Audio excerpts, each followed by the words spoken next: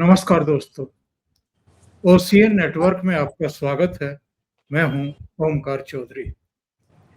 ऐसा लगता है कि डोनाल्ड ट्रंप अमेरिका को अगेन महान राष्ट्र बना पाए या नहीं बना पाए, लेकिन उनके कर्मों की वजह से भारत के लिए बड़ी अपॉर्चुनिटी के सारे रास्ते और दरवाजे खुलते हुए दिखाई दे रहे हैं। वैसे तो डोनाल्ड ट्रंप डबल गेम खेलते हुए दिखाई दे रहे हैं। एक तरफ वो कहते हैं कि मोदी मेरे बहुत प्रिय मित्र हैं, करीबी मेरे मित्र हैं, भारत मेरे दिल के करीब है, और दूसरी तरफ कुछ-कुछ ऐसे काम कर रहे हैं, जिनसे लग रहा है कि वो घेराबंदी भी कर रहे हैं, वो चालबाज़ी भी, वो प्रेशर बिल्डअप करने की भी कोशिश कर रहे हैं। तो इन चीज़ों को ज़रा समझने की कोशिश करेंगे, और ये जो H-1B वीज़ा की कई गुना फीस बढ़ाई है, पहले 6 लाख थी, अब अचानक बढ़ा करके 88 लाख कर दिया। 1 लाख डॉलर अमेरिकी वो भुगतान करने पड़ेंगे जो आईटी सेक्टर में स्पेशलिस्ट काम करते हैं या लोग काम करते हैं। इसको लेकर के यहाँ हमेशा की तरह जैसे विपक्ष शोर-शराबा करता है, वो उनका शुरू हो चुका है। और कुछ समय पहले तक अचानक जब उन्होंने इंडिया की इकोनॉमी को डेड इकोनॉमी कहा था, तो डोनाल्ड ट्रंप में उनको हीरो दिखाई देने लगे थे, उनके बयान को यहाँ दोहरा रहे थे। लेकिन अब अचानक से वो फिर से मोदी के दोस्त हो गए, जैसे ही उन्होंने H-1B वीज़ा की फीस बढ़ाई। मेरे साथ जुड़ रहे हैं कर्नल अजय रैना साहब, तो उन्हीं से सारी चीज़ों को समझने की कोशिश करेंगे। तो सीधे उन्हीं के साथ जुड़ लेते हैं।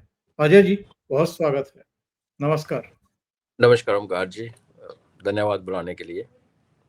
बहुत स्वागत है आपका, बहुत अभिनंदन है। तो थोड़ा सबसे पहले तो ये H-1B वीज़ा पर जो अचानक 1 दिन का बस मौका दिया है उन्होंने, हालाँकि अगर इसको ठीक से पढ़ें, तो जो लोग ये हल्ला मचा रहे हैं, उनको हल्ला मचाने की ज़रूरत इसलिए नहीं पड़ेगी कि जो इस समय अमेरिका में ऑलरेडी काम कर रहे हैं, ये उन पर तो एज़ सच लागू नहीं होता है। जो नए वहाँ पहुँचेंगे, उनके लिए है कि आज के बाद यानी 21 तारीख के बाद जो लोग वहाँ पहुँचेंगे, उन पर ये लागू किया गया है। लेकिन यहाँ हल्ला काटा जा रहा है कि भारतीयों की वहाँ नौकरी खतरे में पड़ जाएगी। वो कैसे पड़ेगी, ये तो ज्ञान देंगे ये लोग। लेकिन आप इस फैसले को किस तरीके से देख रहे हैं अजय जी? एक तो इसमें ये रिन्यूअल का भी एक जो आप जो अफवाह की बात कर रहे हैं ना, उसमें पहले सुबह तो इसका जो पहले था कि जो नया है उसके लिए है और 1 साल के लिए है ऑर्डर फिलहाल। फिर बाद में सुनने में आने लगा कि रिन्यूअल के लिए भी जब रिन्यूअल ड्यू होगा, पता नहीं अब इसका कितने साल में रिन्यूअल का होता है, आई एम नॉट श्योर। ये भी सुनने को आया शाम को। एनीवेज वो तो मैकेनिक्स है। देखिए ओमकार जी, आप एक सुपर पावर हैं और आपसे एक एक्सपेक्टेशन होती है दुनिया को कि आप बुजुर्ग हैं दुनिया के ना, तो आप बचकाना हरकतें, सडन नी जर्क रिएक्शन, शॉक देना, दोनों को डिसरप्ट करना लोगों का, ये चीज़ें कई जगह पे तो सूट करती हैं, लेकिन इंटरनेशनल डिप्लोमेसी में वो एक सुपर पावर इसको करे, थोड़ा सा आउट ऑफ प्लेस लगता है। अब ये जो ट्रंप साहब के जो समर्थक हैं वो कहते हैं हाँ जी, हमने जैसे आपने कहा कि पहले 6 लाख था, अभी 80 लाख 88 लाख या 1 करोड़ मान के चले हो गया सडनली। तो कहते हैं जी, जितना हम 15 लोगों से कमाते थे उतना हम एक से कमाएंगे। पर जो लोग 15 लोग जो काम कर सकते हैं एक देश की इकोनॉमी के लिए, तरक्की के लिए, रिसर्च के लिए, जिसमें भी आप सोचे, वो एक बंदा नहीं कर सकता। घंटे 24 ही होते हैं सबके पास। और जब 15 लोग, मतलब 15 लोगों के नीचे 15 जीनियस लोगों के लिए ना, ये वीज़ा नॉर्मल लोगों के लिए, मेरे आपके लिए तो हो, मेरे लिए तो है नहीं। ये पढ़े लिखे जो टेक्निकली स्किल्ड लोग हैं जो अमेरिका को चलाते हैं, वो बड़ा योगदान दिया है। हर बंदा एक अपनी टीम लीड करता है। तो ये ना एक्चुअली ट्रंप का ओमकार जी, इसको डिसाइफर करना बड़ा मुश्किल है। क्या वो फ्रस्ट्रेटेड है, क्या वो डेस्परेट है? लेकिन मैं हमेशा कहता हूँ सुपर पावर है, इन्होंने एक रोड मैप बनाया होगा कि ये नहीं चला तो ये नहीं चला ये। पिछली बार हमने इसके बारे में विस्तार में बातें की थी। जी ये ज़रूरी है कि 70% अगर जो लोगों की बात मानी, जो ये बात आ रही है कि रिन्यूअल में होगा या लोगों को वापस आना पड़ेगा, भारतीयों के ऊपर बहुत बड़ा होगा, तो मैं तो एक इसको अपॉर्चुनिटी देखता हूँ। लेकिन हमारे देश का थोड़ा-सा ये अनफॉर्चुनेटली ये भी फैक्ट है कि ये जो हम फँसे हुए हैं ना रिज़र्वेशन के चक्कर में, फलाने चक्कर में, अदरवाइज़ ऐसा skilled, trained, experienced manpower अगर अपने देश वापस आ रहा है, तो हमें तो यहाँ दिवाली मनानी चाहिए, अगर ऐसा बिल्कुल। होता है तो।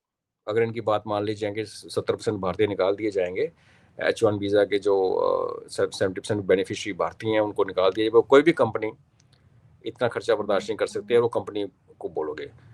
एक पहलू ये निकल के आता कि जो ट्रंप हम पे इल्ज़ाम लगाता है अदानी अंबानी कर रहा है, कांग्रेस भी और ट्रंप भी, कहीं ऐसा तो नहीं कि ट्रंप अपने जो बिल्कुल घनिष्ठ मित्र हैं, जो टॉप कंपनीज हैं, उनकी मदद करने के लिए और बाकियों को पता साफ करवा रहा है? क्योंकि देखिए, इसको एप्पल वालों ने सोने का एक वो स्टैंड भी दिया था थोड़े दिन पहले। और ये जो एप्पल बिल्कुल हो गया, गूगल हो गया, ये कंपनीज एक्चुअली अफोर्ड कर सकती हैं कि दुनिया का बेस्ट टैलेंट उठा के और $1 लाख जमा करा के उस बंदे से वो 15 लाख कमाई कर लेंगे साल में। लेकिन छोटी कंपनीज, ग्रोइंग कंपनी, स्टार्टअप्स जो ये ड्रीम करते हैं कि हम भारत के किसी शहर कस्बे से एक अच्छा टैलेंटेड बच्चा उठाएंगे और अपनी कंपनी बिल्ड करेंगे, जो कि अमेरिका ने किया है आज तक, उनके तो सपने टूट गए। तो इसका नेट रिजल्ट क्या है? अगर ऐसा कुछ उसके दिमाग में है तो उसको ये भी समझना चाहिए कि छोटी कंपनियां या स्टार्टअप्स हैं, वो अमेरिका में नहीं काम करेंगी। जिसके पास थोड़ा सा पैसा होगा वो शिफ्ट कर जाएगा, और जिसके पास नहीं है वो स्टार्टअप ठप हो जाएगा। वैसे ही 1000 में से 10 स्टार्टअप ही होते हैं, बाकी तो 990 ठप ही होते हैं। भारतीयों के लिए, हम सब के लिए एक मौका है। अब डिपेंड करता है कि हमारी सरकार इसको कैसे टैकल करती है। क्योंकि अगर अमेरिका में आप रह के आए हो, 15-20 साल 30 साल काम किया है, 10 साल किया, 5 साल किया, 1 साल भी किया हो, आपको एक ना वर्क कल्चर जो अमेरिका का है वो हमारे से टोटली अलग है। उन लोगों का वापस आना, और अगर हम ये एक्सपेक्ट करें कि उसके बाद वो एक IAS ऑफिसर, एक जज के पियून को भी 100 रुपये का पकड़ाएगा, फिर 500 रुपया उसको नवीसी को पकड़ाएगा, 1000 रुपया वो SO को देगा, 1500 कानून को उसको देगा, तो फिर क्या होगा कि वो तो करेंगे फंसे हुए, लेकिन फिर हम इस अपॉर्चुनिटी को मिस कर जाएंगे। तो आई थिंक अगर ये एक्चुअल ऐसा हो रहा है कि लोग वापस आएंगे इस कारण, तो फिर हमें इस अपॉर्चुनिटी को एकदम से, मुझे पता है इस सरकार पे इतना तो भरोसा है कि आगे की सोचते हैं, कुछ ना कुछ उनको एब्जॉर्ब करके उनके टैलेंट को वेस्ट नहीं करने देना चाहिए। अमेरिका ने अपने लिए मैं हमेशा कहता हूँ कि ट्रंप ने हमेशा ईगो सबसे आगे रखी, अपना फ़ायदा उसके पीछे, और अमेरिका उसका लास्ट कंसर्न है। और ये डिसीजन भी यही दर्शाता, आप देश का जो टैलेंटेड पूल है उसको एकदम तोड़ने पे आ गए हो, या ये कहने के आगे हो कि आगे से नहीं आ पाएंगे। जहाँ 15 आते थे अभी एक ही आ पाएगा, क्योंकि कंपनी की इनकम, किसी भी अमेरिकन कंपनी की इनकम अगले 1 साल में 15 गुना तो नहीं होने वाली ना ओंकार जी। तो अगर आपका बिल्कुल। बजट है तो आप उतने लेके आओगे। सो मुझे तो एक रेट्रो स्टेप लगता है। और किसी टाइम पे जब लिखा जाएगा तो शायद ट्रंप के बायो में ये भी लिखा जाएगा कि इसने ये डिसरप्शन भी की थी। इसका एक्चुअल टारगेट हम लग रहे हैं आज की डेट में, क्योंकि 70% जैसे बेनिफिशियरी हम हैं, लेकिन क्या मोटिव है, क्या करना चाहता है? मैं तो ट्रंप के बारे में प्रिडिक्शन करने मैंने बोलना बंद कर दिया। जिसको कहते हैं ना, एक आपका अपना रेपुटेशन का सुसाइड करने वाली बात है। बट बड़ा सडन और इलॉजिकल स्टेप है। अजय जी, दो इधर बातें हैं। जी। प्रधानमंत्री नरेंद्र मोदी ने कुछ महीने पहले ये कहा था कि हमारे पास टैलेंट है, जो वहाँ अलग-अलग टेक कंपनियों के हेड भी हैं, CEO हैं और बहुत महत्वपूर्ण पदों पर बैठे हुए। उन्होंने किसी का नाम नहीं लिया लेकिन संकेत दिया। उनका कहना ये था कि हम अपना ये सिस्टम क्यों नहीं खड़ा कर सकते हैं। भारत अपना फेसबुक को टक्कर देने वाला, या यूट्यूब, या अपना सर्च इंजन, या अपना जो ये एक्स या ट्विटर जो कुछ कह लीजिए, क्योंकि चाइना ऑलरेडी खर्च खड़ा कर चुका है। तो इस तरह का हम क्यों नहीं कर सकते हैं? तो ऐसे में जो मैं कह रहा था कि एक अपॉर्च्युनिटी हो सकती है ये।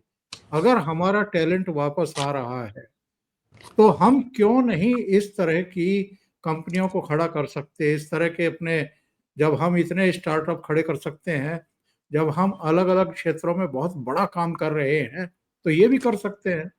तो उनको यहाँ क्यों ना खपाया जाए? उनकी जो मेधा है, उनकी जो एबिलिटी है, जो क्षमता है, यहाँ क्यों ना उनका इस्तेमाल किया जाए?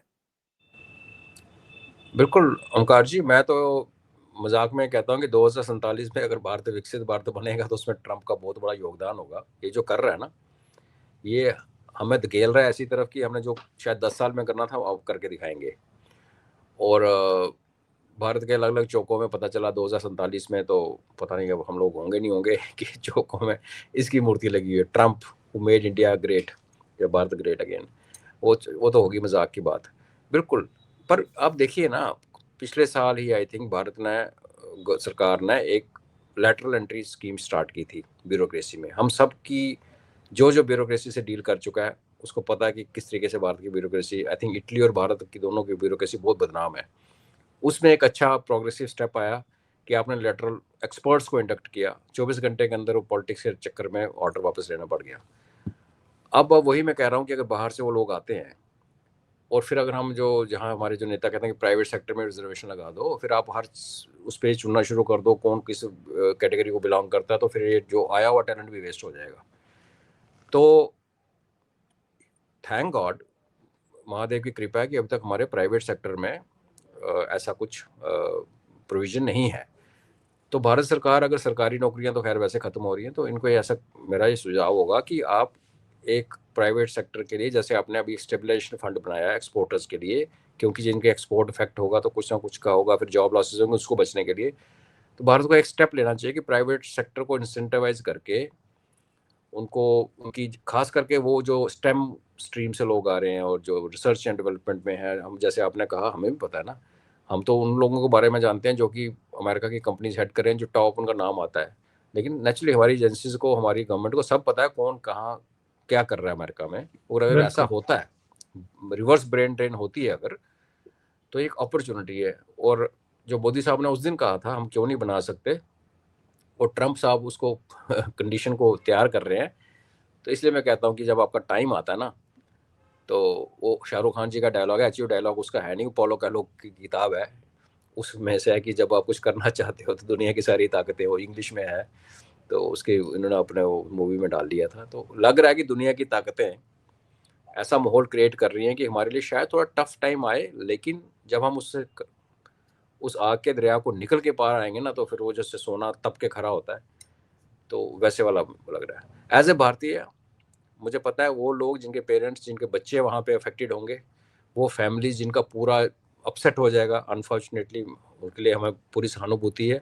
लेकिन भारत एज सच, और इन द लॉन्गर रन, एक दो हफ्ते में नहीं, 2 4 5 साल के बाद अगर ऐसे ट्रेंड होता है, तो फिर ना केवल बाहर से वापस आएंगे लोग, यहाँ से जो बाहर जाने की होड़ लगी हुई है, वो लोग ज़मीनें बेच के और सब कुछ करके यूएस का वीज़ा मिल जाए वहाँ चले जाए, तो वो दोनों अगर रुक गए तो फिर जैसे यूरोप का हाल है, वहाँ भी अपॉर्चुनिटीज़ नहीं है। चाइना आप जा नहीं सकते, ऑस्ट्रेलिया न्यूजीलैंड तो आप भूल जाइए। तो आज आकर भारतीयों को भारत में रहना पड़ेगा, और वो भारत के लिए बहुत अच्छी चीज़ होगी। अब हमारा जिम्मेवारी है कि हम भारत के स्टैंडर्ड को, हमारी सड़कों को, हमारे एडमिनिस्ट्रेशन को, ब्यूरोक्रेसी को, रेलवेज को, हर चीज़ को ऐसे एलिवेट करें कि एक जो वर्ल्ड, जो हमारी प्रोग्रेस है वो एक शहरों कस्बों में ना रह जाए। ये जो टैलेंट हमारे पास आ रहा है या जो टैलेंट बाहर नहीं जाएगा, उसको अगर सही मौका दिया जाए और कुछ ऐसा सिस्टम किया जाए ओमकार जी कि रिजर्वेशन वाला कोई, इसको कुछ इकोनॉमिक बैकवर्ड वालों को छोड़ के बाकी जिसका जो गरीब नहीं है ना, उसको मुझे नहीं लगता रिजर्वेशन की कुछ बिल्कुल। कोई सरकार करेगी नहीं। वो मैं भी जानता हूँ नहीं कर पाएगी, वो 240 के साथ तो बिल्कुल नहीं कर पाएगी। सही। पर एक अपॉर्चुनिटी आ रही है, कुछ करना पड़ेगा जी। और आज मुंबई में सबसे बड़ा क्रूज पोर्ट का उद्घाटन करने के बाद भी, और गुजरात में भी कुछ जगहों पर संबोधित करते हुए, प्रधानमंत्री ने, अभी इसको संयोग कह लीजिए या कुछ भी कह लीजिए, या ये चीज़ें उन तक पहुंच चुकी होंगी, उनको सारी चीज़ें ब्रीफ की जाती हैं तुरंत। तो उन्होंने कहा है कि हमारा अगर कोई दुश्मन है तो वो कोई देश नहीं है, बल्कि विदेशों पर हमारी कुछ मामलों में निर्भरता सबसे बड़ी दुश्मन है, और हमें ये निर्भरता खत्म करनी है, आत्मनिर्भर राष्ट्र को बनाना है। दूसरी बात उन्होंने ये भी कही है कि चिप हो या शिप हो, हमें सब भारत में ही बनाने होंगे। तो प्रधानमंत्री का संकल्प तो उसी दिशा में हमें इंगित कर रहा है कि हम संकल्पित हैं? जी, बिल्कुल। आप याद कीजिए कि इसी गुजरात में हमारी शिप तोड़ने की इंडस्ट्री है एक, अभी कम हो रही है, जो दुनिया भर का ज़हर, कैंसर कॉज़िंग जो कार्सिनोजेनिक मटीरियल, वो सारा अपने बिना सेफ्टी उसके, और उसमें फिर ड्रग्स भी आनी शुरू हो गई, वो सब हो गया। और वहाँ से हम अभी बात करेंगे, शिप बिल्ड करेंगे, अपनी पोर्ट्स बन रहे हैं। अभी जो हमारा निकोबार में बनने वाला है फ्यूचरिस्टिक सिटी, जो वर्ल्ड सिटी बनेगी, ट्रेड सेंटर बनेगा। तो और इसमें जो प्रधानमंत्री जी आज बोल रहे हैं ना, इसके पीछे देखो उनकी 10-12 साल की अनथक मेहनत है। हमने उनको रिगार्ड दिया नहीं दिया, हमने उनके बारे में अच्छे शब्द बोले नहीं बोले, वो हम सब जानते हैं, अपने अपने दिल की बात है। लेकिन अगर आज हम खड़े होकर ट्रंप की आंखों में आंखें डाल रहे हैं, ठीक है, मोदी जी एक स्ट्रांग पर्सनैलिटी हैं, लेकिन स्ट्रांग पर्सनैलिटी कहने को तो इंदिरा गांधी जी भी बड़ी स्ट्रांग पर्सनैलिटी थी, लेकिन निक्सन ने 15 मिनट खड़ा करके रखा था व्हाइट हाउस के बाहर। होता क्या कि बिल्कुल। जब आपका देश मजबूत नहीं होता, जब आपके इरादे ठीक नहीं होते, सिस्टम ठीक नहीं होते, तो आप जितने मर्जी मजबूत हों कुछ नहीं कर सकते। लेकिन जब आप मजबूत हैं और आपने ऐसा किया कि देश को मजबूती का बनाने का पूरा प्रोग्राम, घर के अंदर भी बाहर भी, तो फिर एक कॉन्फिडेंस जो आपके अंदर आता है, वो उस कॉन्फिडेंस से आप राष्ट्रपति पोटस को की कॉल को उठाने से मना कर दो, या फिर बोलो कि मैं नहीं आ रहा, मैं कनाडा से कहीं और जा रहा हूँ, मैं नहीं आ सकता वाशिंगटन। तो ये जो उनका, जैसे आपने कहा कि एज ए प्रधानमंत्री उनको हमसे सबसे पहले चीज़ें पता होती हैं। इनफैक्ट खबर आने से पहले ये होने का चांस है वो उनको पहले पता होता है। हर देश में ऐसा होता है, तभी तो हमारी एजेंसीज काम करती हैं। तो उनकी जो सिग्नलिंग है, जो मैसेज हमें आ रहा है, हमें उसी कॉन्टेक्स्ट में समझना चाहिए कि जो वो बोल रहे हैं, वो एक तो प्रधानमंत्री जी हमारे फालतू नहीं बोलते, वो वही बोलते हैं जिसमें एक बड़ा गड़ा गुड़ा, उनका स्पीच राइटर्स बहुत अच्छे हैं, ये हम सब मानते हैं। तो एज ए भारतीय हमें उनके स्टेटमेंट को समझना चाहिए, वो जो दिशा जो हमें दिखाना चाहते हैं उसको समझ के उस पर चलना चाहिए। बहकावे में आके लोगों के कि we have a weak prime minister, हमारी नौकरियां चली गई, ये इससे उभरें और जो अपॉर्चुनिटी सामने आ रही है। बिकॉज ये भी देखें कि अगर आप एक कंपनी चलाते हैं और आपको, हम मैं कोई कंपनी नहीं चलाता, मेरी छोटी सी फर्म है, मुझे पता है कि यहाँ पे एक अच्छा टैलेंट ढूंढने के लिए भारत में नहीं मिलता। ओंकार जी, आपको ढंग का शेफ नहीं मिलता होटल के लिए, जो थोड़े दिन बिल्कुल। रहता है, काम करता है, वो वहाँ से निकल लेता है, उसको और कोई खरीद के ले जाता है। तो जब ये टैलेंट, मैं तो होटल की एग्जांपल दे रहा हूँ, जब भारत में आएगा तो हम सबका एक बड़ा पॉजिटिव इस पे इम्पैक्ट आएगा, और हमें उसको भूलना चाहिए उस अपॉर्चुनिटी को। मैं तो चूंकि 3 अखबारों में संपादक की भूमिका में रह चुका, तो मैं जी जब रिपोर्टर या सब एडिटर या चीफ सब एडिटर या उसके ऊंचे पदों पर नियुक्तियां करता था और उनको अपने हिसाब से मांझता था, उनको घिस करके तैयार करता था कि ठीक है अब ये तैयार हो गया, हमारे के लायक बन गया है, तब पता लगा कि वो दूसरे अखबार में भाग जाता। तो तो ये एक बड़ा संकट जो है वो है, वो तो झेलना पड़ेगा आपको, उसके लिए तैयार रहना पड़ेगा। लेकिन मैं आपसे ये जानना चाहता हूँ अजय जी, ये डोनाल्ड ट्रंप भारत के साथ क्या डबल गेम खेल रहे हैं? क्योंकि एक तरफ कुछ कहते हैं, दूसरी तरफ करते कुछ और हैं, और वो हमें नुकसान पहुंचा रहा है। जैसे चाबहार वाला मसला है, अगर हम पहले उस पर डिस्कशन करें, 2018 में प्रतिबंधों से छूट दी गई थी, इन्होंने आज वो वापस लेने का ऐलान कर दिया। यानी भारत का जो अब तक इन्वेस्टमेंट था वहां पर, और जो एक उम्मीद जगी थी, उसको एक ही झटके में इन्होंने ध्वस्त कर दिया। आप एक बात कहते हैं प्रोग्राम्स में, मैंने अलग अलग चैनलों पर सुना कि भाई अमेरिका के साथ हमारे रिश्ते ठीक रहने चाहिए, ट्रंप का क्या है, ये तो 3 साढ़े 3 साल बाद जाना है। लेकिन 3 साढ़े 3 साल भी बहुत होते हैं अजय जी आज की तारीख में।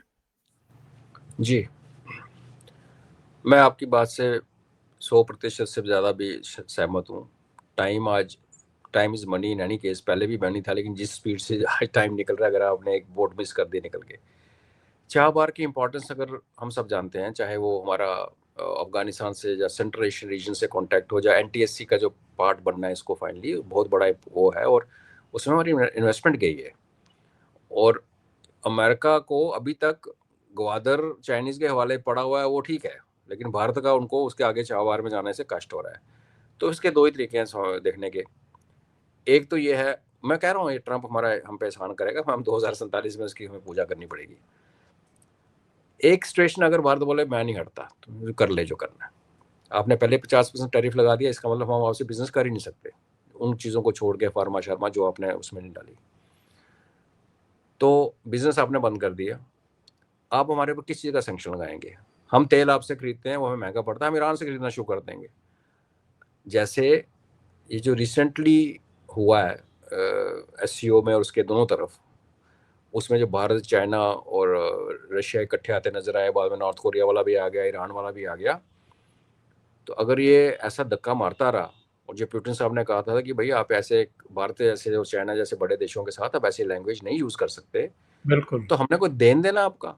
आपके अगर आप वीज़ा हमें आप 70% पे मार पड़ रही है, आपको टैरिफ इतने लगा दिए कि हम आपसे बिजनेस नहीं कर सकते, तो मैं तो पहले दिन से कह रहा हूँ कि फार्मा भी एक्सपोर्ट करना बंद कर दो, लगने तो थोड़ी सी इनको चाबी। ये जो हेल्थ इंश्योरेंस में पैसे कमा के बैठे हुए हैं ना, जब बीमार करने में लोग पड़ेंगे और दवाई नहीं मिलेगी ना, तब पता चलेगा। तो मैं अगर, अब सरकार सब जानती है कि हमारे पे क्या कैपेबिलिटी है, हमारी क्या वनरेबिलिटी है। जैसे मोदी साहब ने कहा कि हमारी कमजोरियां ये हैं कि हम बाहर से इम्पोर्ट।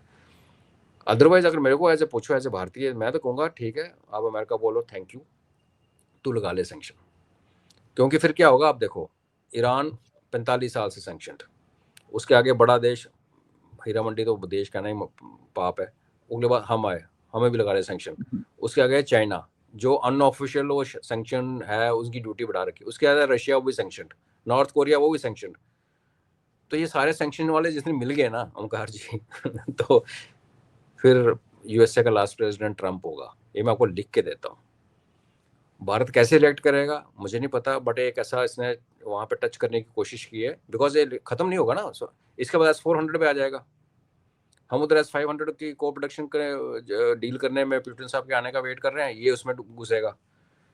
तो ये जो गर्म और ठंडे की जो लड़ाई है ना, वो एक लेवल पे चल जाती थी, हमारे साथ भी चल जाती थी, हमारे साथ हुआ है। कारगिल में चाहे रोका गया, जो सब हुआ है, अमेरिका वो कठपुतली करता था, अब नहीं हो सकता। भारत कैसे रिएक्ट करेगा प्रिडिक्ट करना मुश्किल है, बट हमें सरप्राइज नहीं होना चाहिए कि भारत बड़ी मीठी मीठी बोली बोले, कुछ ना बोले और चुपचाप वो चलता रहे, और सर नहीं पता चला कि ईरान से हमने तेल खरीदना शुरू कर दिया। क्योंकि सऊदी भी थोड़ी हवा में आजकल, बिकॉज उसको तो लगता है कि भारत एक सप्लायर बन गया रशियन ऑयल लेने के बाद।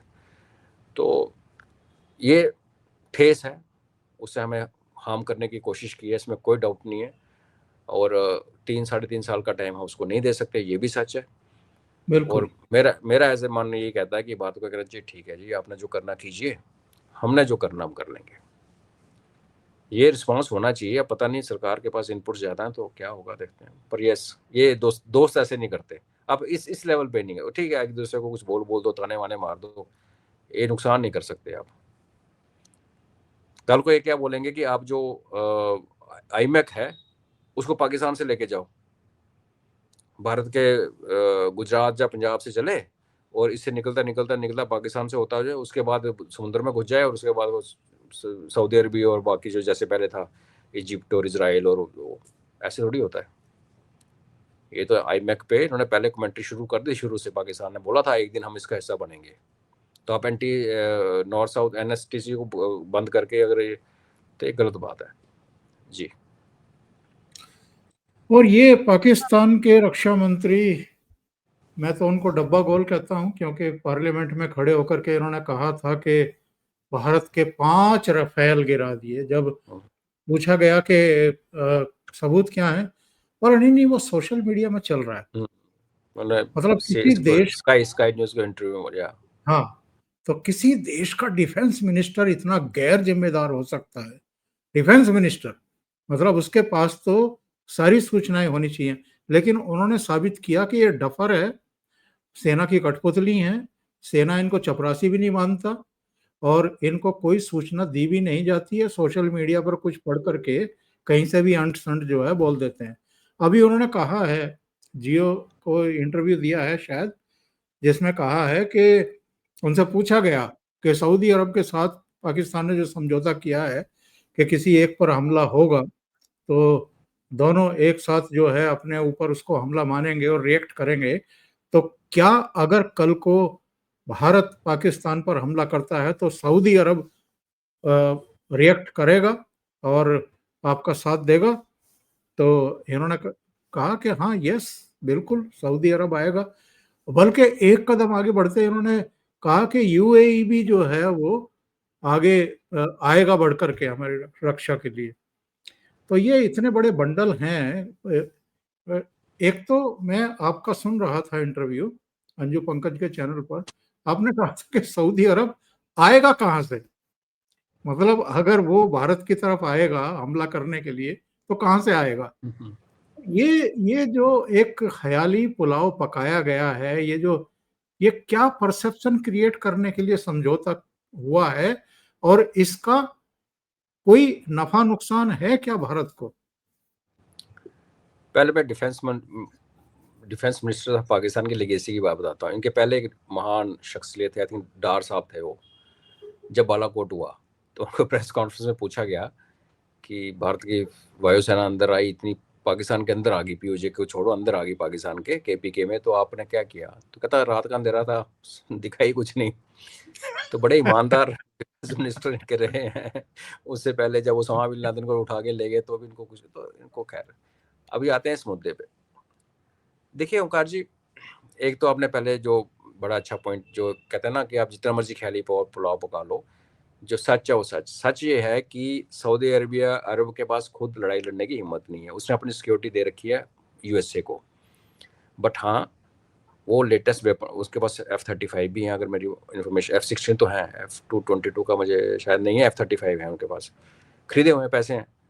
उड़ाते हैं वो पाकिस्तानी पायलट उनको, क्योंकि भारत में हमारे जितने जहाज हैं रफली हम उतने ही पायलट हम बना पाते हैं, वेरस पाकिस्तान ने हमेशा 1.5 गुना ज़्यादा पायलट क्रिएट कर रखे हैं। और वो सरप्लस पायलट, पैसे भी मिल जाते हैं, टाइम भी पास हो जाता है, ट्रेनिंग भी हो जाती है, वो सऊदी में जाके अरब के एयरफोर्स के जहाज उड़ाते हैं। और आपको पता है राहिल शरीफ वहाँ बैठा हुआ है ऑलरेडी, उनका मिलिट्री पूरा संभाल के।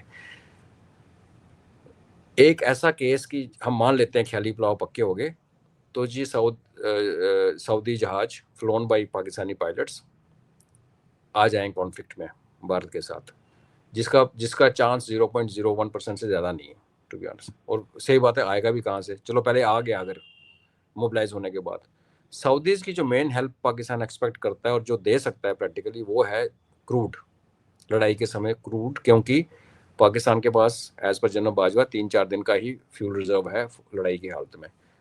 तो क्या उसको क्या लगता है कि वो कराची आएगा और उधर से अपनी टैंकर खाली करके निकल जाएगा, और भारतीय नौसेना लड़ाई हो रही है और भारतीय नौसेना सबको आने देगी। कराची का ब्लॉकेट तो 99 में भी लगा दिया था, जिसमें लड़ाई नहीं हुई थी, JNK के बाहर कुछ हुआ ही नहीं था। तो भी तो बल्कि हमारी मटेरियली नौसेना को तो इस बात का गिला शिकवा है कि गिला है। हमारी हाँ जी, सेवाएं ही नहीं ली जा रही। हाँ। तो और मोदी जी ने कहा कि निवाला तो निकाल लिया, पर तो इसका मतलब अगली बार आप ही शुरू करोगे। तो ये ख्याली हाँ, पुलाव। बट थोड़ा सा उसको सिग्नलिंग के तौर पे देखते हैं। उसके दो तरीके हैं सिग्नलिंग के। एक ये है कि यूएस से हमारे आसपास गदर मचा रहा है, चाहे वो बांग्लादेश है, म्यांमार है, नेपाल है, जो भी है, श्रीलंका। लेकिन जब पाकिस्तान के अंदर जब गदर मचाने की, जाए ड्रामा करने का टाइम आता है, उसको उसको डिविडेंड्स बहुत ज़्यादा है।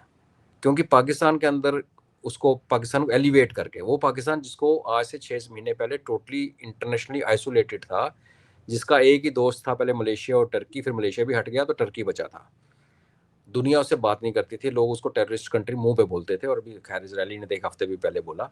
तो जब ये एग्रीमेंट करके उसको मुनीर को खाना खिला के, बेसिकली ट्रंप क्या ट्राई कर रहा है कि इनकी जो डूबी हुई इज्जत है उसको थोड़ा सा ऊपर करके इसको एलिवेट किया जाए। क्योंकि पाकिस्तान एक टाइम पे एक इंपॉर्टेंट नेशन माना जाता था, और इकोनॉमिकली भी अच्छा था, जियोग्राफिकली लोकेशन अच्छी है।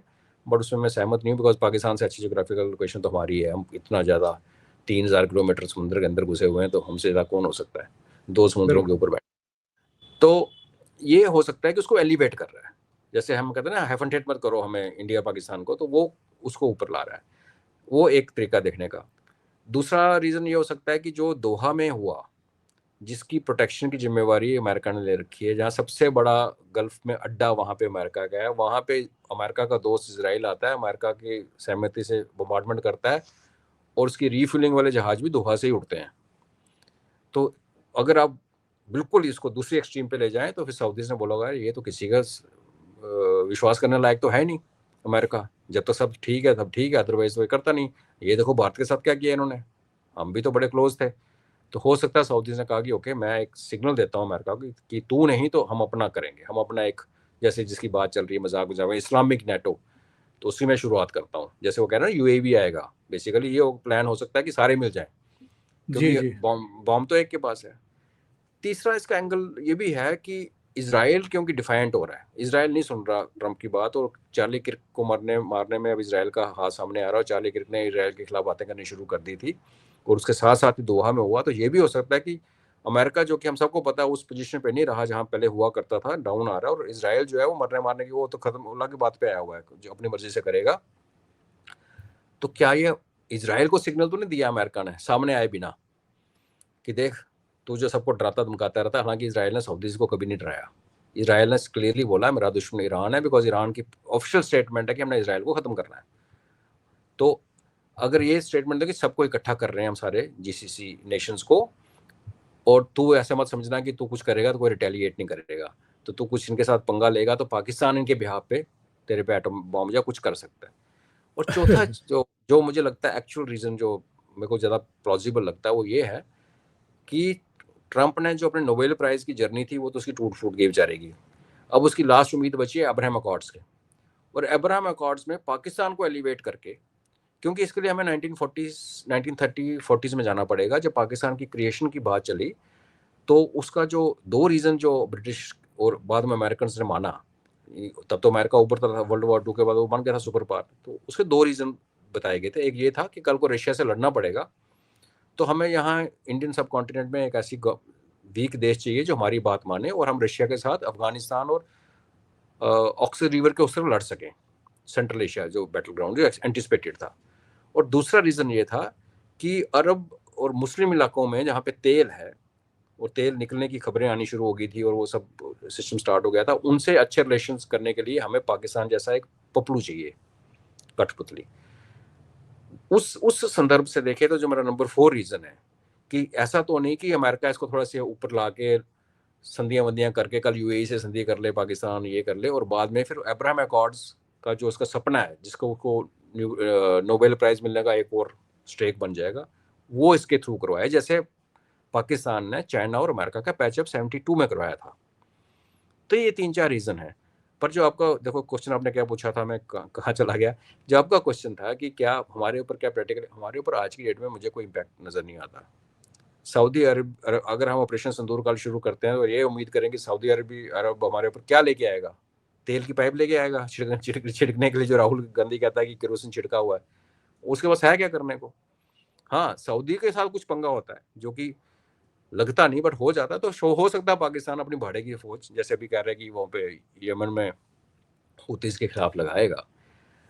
तो अगर पांचवा एक वाइल्ड रीजन, वाइल्ड नहीं, जो वो भी वैलिड ही है, कि इसने पैसे लेके अपने जवानों को मरवाने के लिए हाँ भर दी, और हुतीज के खिलाफ क्योंकि अरब्स की हिम्मत है नहीं लड़ने की, Houthis are very good fighters, तो इसने अपने बोला मैं 25,000 सैनिक भेज देता हूँ, तुम मुझे इतने बिलियन या मिलियन डॉलर्स पकड़ा दो। ये भी एक पॉसिबिलिटी है। और क्योंकि उसको कवर करना था कि क्यों भेजे जा रहे हैं भाई, क्योंकि वहाँ से डेड बॉडीज जब आएंगी तो मुंह क्या दिखाना है, तो आपने एक पैक्ट कर लिया, एग्रीमेंट कर लिया, स्ट्रेटजिक समथिंग। अब ये एग्रीमेंट है इसको हमारा मीडिया बीच में पैक्ट बोल रहा है, कोई डील कर रहा है, ऐसा कुछ नहीं है। एग्रीमेंट, एग्रीमेंट में कमिटमेंट जो होती है वो आप किसी भी टाइम किसी भी एग्रीमेंट से पुल आउट कर सकते हो। अनलाइक एक ट्रीटी अगर साइन कर दो तो ट्रीटी इज लाइक, हमने तो इंडस वाटर ट्रीटी से पुल आउट कर दिया, बट ट्रीटी को जनरली लोग सैंक्टिटी हाँ मांगते हैं। एग्रीमेंट का क्या है? एग्रीमेंट टू, जैसे हम मकान खरीदने जाते हैं वो बयाना देते हैं, और एग्रीमेंट टू बाय होता है, बाद में बाय करें ना करें। तो बिल्कुल। मुझे मुझे नहीं लगता कोई आज की डेट में कोई खतरा है, अनलेस अनटिल मैं कुछ मिस कर रहा हूँ। वो भी मुझे लगता नहीं कि इस पाकिस्तान के संदर्भ में अमेरिका की गेम लग रही है। किस जो हमने 4-5 रीजन बताए, हर जगह अमेरिका को पता बीच में आ रहा है, चाहे वो इस साइड पे है चाहे उस साइड पे है। जी। लेकिन एक बात बताइए अजय जी, कि बात ये भी आ रही है कि साहब जो एटमी एसेट्स हैं पाकिस्तान के, वो भी अगर सऊदी अरब चाहेगा तो उसका इस्तेमाल करवाएगा या कर लेगा। और बीच में ये भी खबर आ रही थी कि शायद, चूंकि भारत ने कुछ ज्यादा ही बड़ी डोज दे दी है 9 और 10 मई की रात को, तो शायद इसके एटमी एसेट्स जो हैं वो यहाँ से शिफ्ट किए गए हैं। सारे नहीं, कुछ शिफ्ट किए गए हैं क्या इस बात की कोई संभावना है कि सऊदी अरब में कहीं उनको रखा गया हो और अमेरिका की भी उसमें भूमिका हो? ओमकार जी, आपने बड़ा अच्छा पहलू छूट गया था बातों में, आपने उस पर ध्यान दिलाया, बहुत अच्छी बात आपने की। देखिए, पाकिस्तान एनपीटी का सिग्नेटरी है। एनपीटी के सिग्नेटरी के अनुसार ये ना तो किसी को टेक्नोलॉजी दे सकता है, ना बेच सकता है, और ना ये किसी को प्रोटेक्शन दे सकता है। न्यूक्लियर अलाउड नहीं है, क्योंकि जो ट्रीटी है, जो एग्रीमेंट या ट्रीटी या रूल, ये अंडरस्टैंडिंग ये कहती है कि आप अपनी न्यूक्लियर डिवाइस किसी और को नहीं दे सकते या किसी और के बेच नहीं सकते। तो उसका शॉर्टकट मार के बोलो मैं उसको अम्ब्रेला दे रहा हूँ न्यूक्लियर, वो भी अलाउड नहीं है। तो टेक्निकली अलाउड नहीं है। लेकिन रही बात शिफ्ट करने की, तो आदि चिंतन है 2 साल पहले एक अपना बड़ा, उसकी आपको पता है जैसे वो रिसर्च करते हैं, 2 साल से भी ऊपर हो गया, उन्होंने एक बड़ा अच्छा प्रोग्राम बनाया था जहाँ पर उन्होंने एक पाकिस्तानी न्यूक्लियर फैसिलिटी और एक सऊदी अरब का एक मेरे को है ना सऊदी अरब के मुंह से अरबी निकलता है वो सब्जी, तो उसको कंपेयर किया था। तो वो दोनों डिज़ाइन हू बहू थे, क्योंकि जो भी चीज़ आप स्टोर करते हो, बनाते हो, उसका कई पैरामीटर्स होते हैं, सेफ्टी पैरामीटर, उसका डिज़ाइन बिल्कुल सेम था। एक सऊदी अरबिया में अरेबन था और एक पाकिस्तान में था। तो तब उन्होंने, वो पहले थे शख्स जिन्होंने बोला था कि पॉसिबिलिटी ये है कि यहाँ से हुआ। फिर आपको पता है कि फिर उन्हीं दिनों की बात है, 2 साल पहले ही बात की, उन्होंने रिसर्च की थी कि जो इंटरनेशनल एटॉमिक एनर्जी कमीशन की इंस्पेक्शन हुई थी पाकिस्तान की उस टाइम, वो 30-35 गाड़ियाँ काले शीशे वाली किसी फैसिलिटी से निकली थी, जो कि अनयूजुअल था। टीम आती है 5-10-15 बंदों की, अब 30-35 गाड़ी होनी चाहिए काले शीशे, तब भी था। इतना तो हमें पता है कि चाइना का न्यूक्लियर प्रोग्राम, पाकिस्तान का न्यूक्लियर प्रोग्राम, ये अमेरिका की ब्लेसिंग से हुआ। और पाकिस्तान के ने अपना पहला न्यूक्लियर टेस्ट भी चाइना के अंदर किया था, अमेरिका की ब्लेसिंग के साथ। तो क्योंकि अमेरिकन एसेट है, सऊदी अरब जो है वो अमेरिका का दोस्त है। बीच में बाइडन से प्रॉब्लम थी, लेकिन एमबीएस और ट्रंप के बिजनेस रिलेशंस हैं, इन्वेस्टमेंट बहुत लगी हुई है आपस में। और जब ट्रंप साहब पिछली बार आए थे तो $1 ट्रिलियन की इन्वेस्टमेंट का कमिटमेंट भी लेके गए थे कंट्री टू कंट्री। तो अगर ये हम रूल आउट करें कि नहीं ऐसे नहीं हो सकता बिकॉज एनपीटी है, तो वो भी बेवकूफ़ी होगी। पॉसिबिलिटी है कि शायद कर दिया हो, क्योंकि ये भी उनको पता है कि जो हमने मारा वो तो मारा, अगली बार जो हमारी फेज़ आएगी उसमें हमने किसी मदरसे मस्जिद के ऊपर अटैक नहीं करना, हमने सीधा ही वहाँ ठोकना है जहाँ पे हमने पाकिस्तान की हड्डी तोड़नी है। तो देयर इज़ अ पॉसिबिलिटी कि अमेरिका ने अपनी जो बची खुची जो उसकी एसेट्स जहाँ पे थी, क्योंकि न्यूक्लियर एसेट्स पाकिस्तान के अंदर अमेरिका की एक ही जगह होना, तो लाइक नूर खान उसका सब सेंटर था, वो तो कमांड एंड कंट्रोल सेंटर था, वहाँ वेपन नहीं थे। लेकिन कराना हिल में था, जकोबाबाद में, तो नेचुरली 5-6-7 जगह वो डिस्पर्स होगा। तो पॉसिबिलिटी है कि उनको सऊदी पर, उसमें एक जो मेरा एक दिल नहीं मानता वो इसलिए है कि अगर आप सऊदी लैंड में जाके इसको रखते हो, टेम्पररी रखते हो तो समझ आती है। लेकिन अगर आपने इंडियन सब कॉन्टिनेंट में जो वेपन रखे हुए थे अमेरिकन ने, वो किस लिए रखे थे? बेसिकली आपने चाइना के नज़र पे रखे थे ना। तो बिल्कुल। अगर आप सऊदी अरबिया में जाके उनको स्टोर करते हो, तो आप तो चाइना से, और ये नहीं कि मिसाइल्स नहीं है, लेकिन सऊदी के पास ऐसी मिसाइल नहीं है ना, और पाकिस्तान के पास भी ऐसी मिसाइल नहीं है। तो जो इनके पास रेंजेस अवेलेबल हैं, पाकिस्तान से वेपन फायर हो सकता था, वो अभी पॉसिबिलिटी निकल गई। दूसरी, सऊदीज जो हैं वो चाइना के भी बड़े क्लोज हैं। जब बाइडन से प्रॉब्लम शुरू हुई थी प्रिंस सलमान की, जब उसने हाथ भी नहीं मिलाया था, तो तब आपको याद होगा सऊदीज ने जाके ईरान से हाथ मिलाया था, और वो हाथ उनका चाइना ने मिलवाया था। ईरान तो चाइना का पिट्ठू है। तो चाइना की अलग से पेनिट्रेशन है सऊदी राइल्स के अंदर। अगर ऐसा है तो क्या अमेरिका पाकिस्तानी वेपन उठा के वहाँ रखेगा? वो मेरे को उसका एक अपना डाउट है। हो सकता है टेम्पररी रख भी ले, और सऊदी में रखना तो कतर में क्यों ना रखे जो उसका अपना है, बहरीन में जहाँ सबसे बड़ा उसका एयरफोर्स बेस है वहाँ क्यों ना रखे। तो इफ्स एंड बट्स है, बट कुछ तो हुआ है, कुछ तो हुआ है। जो things are not as normal और यूजुअल जैसे होती थी, वो तो मैं आपसे मानता हूँ, लेकिन पिन पॉइंट करना थोड़ा सा रिस्की हो जाएगा। पॉसिबिलिटीज मैंने आपको जो मेरे दिमाग में आती है मैंने बता दी जी। और आखिर में मैं एक टिप्पणी इस पर भी चाहता हूँ। ये क्या हुआ है, अभी 1 महीने पहले खबर आई थी कि अमेरिका ने बीएलए और मजीद ब्रिगेड को प्रतिबंधित सूची में डाल दिया है। और अभी जब वो यूएन में मामला आया तो वहाँ अमेरिका ने उसका विरोध किया कि यहाँ हम उसको जो है उस सूची में नहीं डाल। ये क्या गेम क्या है? गेम बड़ी सिंपल है। पता नहीं मेरी आपके प्लेटफॉर्म पे उन दिनों बात हुई नहीं हुई जब ईरान में चल रहा था। और एक ग्रेटर बलूचिस्तान की बात चल रही थी, और रिजीम चेंज अगर होती है, मतलब जो आज अमेरिका कोशिश कर रहा है, इजराइल भी कोशिश कर रहा है, तो अगर हो गया तो ग्रेटर बलूचिस्तान की एक पॉसिबिलिटी है। तो मेरा उस टाइम कहने का ये था कि ग्रेटर बलूचिस्तान आपको सीधा पर्शियन गल्फ के नेक के अंदर तक ले जाती है। जो ग्रेटर बलूचिस्तान है, जो ईरान का बलूचिस्तान और पाकिस्तान का बलूचिस्तान, जो ओरिजिनल बलूचिस्तान मिला लेंगे तो आप पर्शियन गल्फ के मुंह पे पहुंच गए। जिसने पर्शियन गल्फ के मुंह के ऊपर जो बैठ गया, वो पूरी वहां की ऑयल सप्लाई को कंट्रोल करेगा। तो मैंने कहा था कि अमेरिका को समझदारी दिखानी चाहिए, पाकिस्तान टूटने वाला है, बुरा हाल हो रखा है, तो अमेरिका को करना चाहिए कि भाई बलोचों से डील करे। बलोचों की दो ही रिक्वायरमेंट है, उनके जो मर्द गायब हो गए बेचारे, वो तो मारे गए। उनकी ये रिक्वायरमेंट है कि एक जो हमारे एसेट्स हैं, जो रिसोर्सेज हैं, वो जो हम यहाँ से निकालते हो, चाहे वो गैस है, चाहे कॉपर है, चाहे उसका जो रॉयल्टी हमारे बनती है, वो तो आप हमें देते नहीं, डेवलपमेंट। और दूसरा, हमें आज़ादी चाहिए पाकिस्तान से। मेहरान बलोच आज़ादी की बात नहीं करती, तो वहाँ पे जैसे हॉट एंड कोल्ड है। तो मैंने ये कहा था कि अमेरिका को समझदारी दिखा के बलोचों से बात करनी चाहिए, बोलना चाहिए देखो आज़ादी छोड़ो, हम आपको ऑटोनॉमी करवा देते हैं, जैसे फाटा था पाकिस्तान का। जी, फाटा में कभी पाकिस्तान की रिट नहीं चली गवर्नमेंट की, तो आप पाकिस्तान के अंदर हो, लेकिन पाकिस्तान की गवर्नमेंट की सुनवाई नहीं है, तो आप अपना देश चलाइए पाकिस्तान के अंदर ही रह के, ताकि पाकिस्तान टूट ना जाए। आपको हम माइनिंग राइट हमसे करो, आप डील, आपका तेल गैस हम निकालेंगे, और उसकी जो 80% 20% रॉयल्टी का जो हिस्सा पाकिस्तान को जाएगा, 80% आपको मिलेगा। आजकल क्या हो रहा है कि पाकिस्तान सारा खा जाता है बिना रॉयल्टी दिए। तो वो मेरी एंटिसिपेशन थी कि अगर ऐसा अमेरिका करता है और इस करने में प्रोटेक्शन दे दे बलूचिस्तान को, उसकी और उसके बहाने में पर्शियन गल्फ के मुंह पे बैठ जाए, तो ये सॉर्ट आउट हो जाता है। लेकिन हुआ किया क्या, एक तो वहाँ रिजीम चेंज नहीं हुई, ऊपर से आपने जैसे कहा अमेरिका को डिक्लेयर कर दिया, तब भी बातें हुई। अपना ये कहना है कि जब मैं एज ए कंट्री, जब आप एक देश और आप मुझे टेररिस्ट डिक्लेयर करते हैं, तो मेरी सेहत को कोई फर्क नहीं पड़ता कि आप एक देश है, करो ठीक है। मैंने कौन सा इंग्लैंड, जैसे मैं ट्रंप को बोलता रहता हूँ, लोग कहते हैं सर आपको तो वीज़ा नहीं मिलने वाला, तो मैंने कहा मैंने कौन सा जाना अमेरिका, जाना भी होता तो सच है। लेकिन जब सही है। यूएन उसको करता है, जब यूएन उसको करता है रेटिफाई किसी को टेररिस्ट, तो उसकी सारी एसेट्स वर्ल्ड अक्रॉस, उसका ट्रेवल बंद हो जाता है, उसका उनकी जितनी एसेट्स हैं, उनके फॉरेन में ऑफिस हैं, सारे बंद हो जाते हैं।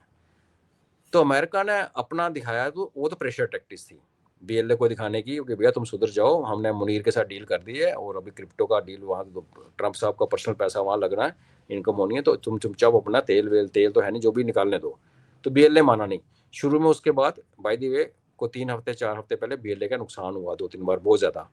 और ऐसी जगह नुकसान हुआ कि जहाँ पे उनको बड़ा कॉन्फिडेंस था कि यहाँ किसी को पता नहीं है, तो उन्होंने बीच में इंटरनेशनल जो एनआरआई टाइप जो उनके डायस्पोरा, उनसे बात चलनी शुरू हो गई कि भारत ने इजराइल को गलती से डेटा लीक कर दिया है बीएलए का, और उसने अमेरिका को दिया, अमेरिका ने पाकिस्तान को दिया। तो तब मैंने उनको रिबटल दिया था, मैं कहा भैया ऐसा है कि मुनीर साहब ने डील कर ली है आपकी खनिज पदार्थ निकालने की, तो उनको अमेरिका सपोर्ट कर रहा है, आपकी लोकेशन अमेरिका डायरेक्ट, क्योंकि अमेरिका सर्वेलेंस बहुत अच्छी है, तो वो मुनीर को बता रहा हूँ, मुनीर फिर आपको हिट कर रहा है।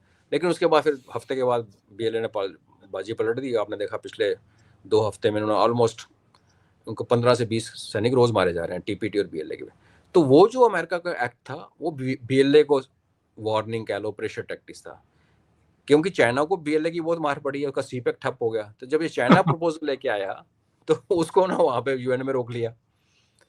तो अब ये अभी भी चांस है अमेरिका के पास कि मुनीर को साइड पे करे, और उसको रोक लिया जो बीएलए को वाले प्रपोजल को, उसका यूज करके इनसे संधि कर ले, अपना अड्डा बनाए। और पर वही है ना, फिर वो बिजनेसमैन है, उसको स्ट्रेटजी की थोड़ा सा समझने में और समझाने वाले। देखो उनका एक जनरल एक्लॉग, वो क्या बोल रहा था कल का, आई थिंक परसों का स्टेटमेंट था, जो अमेरिका जो कि यूक्रेन में उसका मेन एडवाइजर ट्रंप का, उसके अनुसार तो रशिया को पीटना तो यूरोप के बाएं हाथ का खेल है।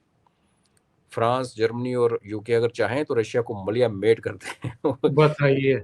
यूके के पास 25 टैंक हैं ओमकार जी, 25। इतना तो जम्मू है, हमारे कंटोनमेंट के दरवाजों पे लगे हैं पाकिस्तानी टैंक जो कैप्चर सही होने के लिए, बात है, हमारे सही बात। 25 टैंक ऑपरेशनल। तो वो उसके एडवाइजर हैं। तो प्रेसिडेंट ऑफ ए कंट्री जो बिजनेसमैन रहा हो, जिसको एडमिनिस्ट्रेशन का शुरू में कोई कुछ एक्सपीरियंस ना रहा हो पॉलिटिशियन का, तो उसको जो एडवाइजर जो एडवाइस करेंगे वो उन पे जाएगा। तो ये थोड़ा सा एक, ये जो आप कह रहे हैं कि यूएन में हुआ, ये प्रेशर टैक्टिस है। अगर यहाँ ब्लॉक कर, यहाँ वो करने देता, अगर अगर अमेरिका कहता ओके बीएलए को कर दो, तो फिर तो गेम खाली थी। उसके बाद बीएलए ने बोला तुम्हारी ऐसी की तैसी यार। अभी क्या है कि बीएलए भी सोचेगा यार अमेरिका ने थोड़ी सी हमारी हेल्प की, बिकॉज फर्क पड़ जाता, आपकी फंडिंग, आपका जो डोनेशंस बाहर से आती हैं वो सारी फ्रीज हो जाती हैं अगर यूएन कर दे तो।